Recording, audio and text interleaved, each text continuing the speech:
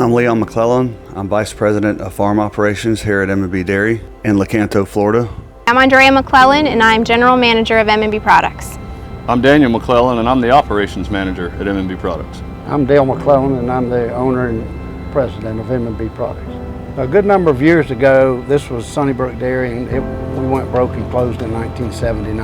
In 1987, we were able to get a small loan and reestablish M&B Products as a juice packager.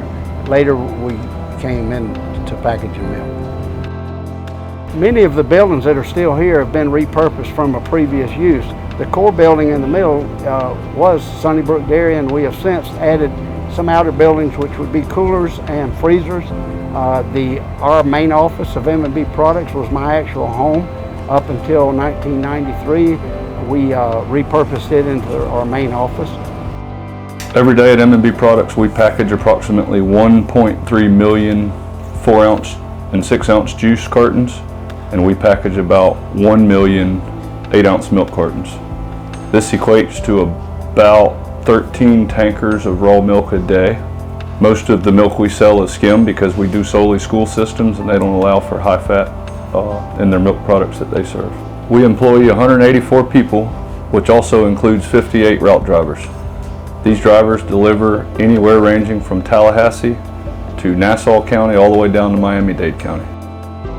We milk 650 cows 3 times a day, and we have a special ration that we feed. We have a nutritionist on call, and we make sure that our ration is consistent and